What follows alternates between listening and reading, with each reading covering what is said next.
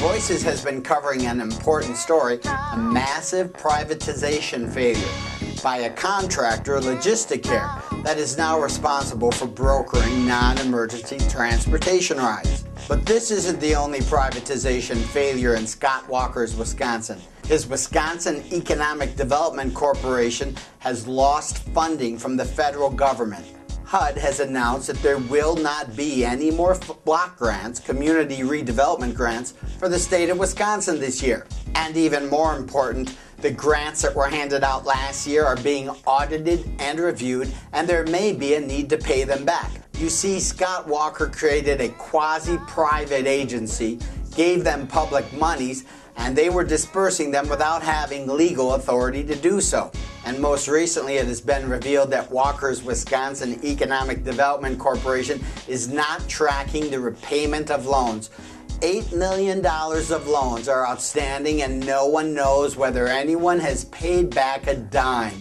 Privatization schemes that we've seen here in Wisconsin, across America, and in much of the world are fully a sham. The divisive political environment in Wisconsin, successful recalls of legislatures, an ongoing investigation into the criminality that underlies Scott Walker's ascent to power, and the failure of Scott Walker's ability to manage and grow the state's economy have for now put the brakes on some other privatization schemes.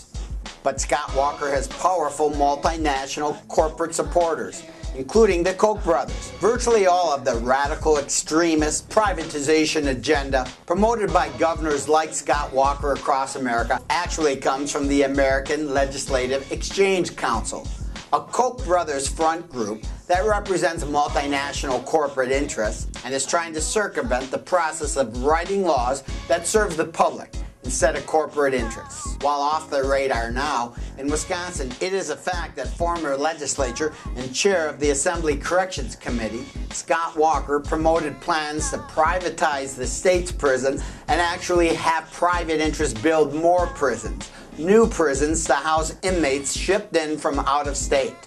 The largest for-profit prison operator in the United States, Correction Corporation of America, headquartered in Nashville, Tennessee, runs over 60 prisons across 20 U.S. states. CCA continues to lobby for more private prisons, offering to buy up and operate state prison systems if they can get a guarantee that these prisons will always be 90% full. Not surprisingly, to ensure these prisons are full, meeting the guarantees of 90% occupancy rates, ALEC and the private prison industry itself is advocating for tougher laws, longer prison sentences, literally locking up more and more Americans. Remember, America is a country that locks up a higher percentage of its citizens than any other nation in the world. The Correction Corporation of America, in filings with the Securities Exchange Commission, admits that success of its business model is tied to a criminal justice system that increasingly locks up more and more Americans, regardless of whether this serves public safety interests or the public itself. In Wisconsin and America, privatizing prison allows corporations to create profit centers from structural racism. America has shockingly high incarceration rates, and the burden of this falls most heavily on people of color, and specifically African American men. The incarceration rate for African American men in Wisconsin is 11 times that of white men, and 1 out of 3 African American males without a high school diploma will spend some time in the criminal justice system. It shouldn't surprise anyone that Wisconsin's public schools underserve African Americans more than virtually any other state in America.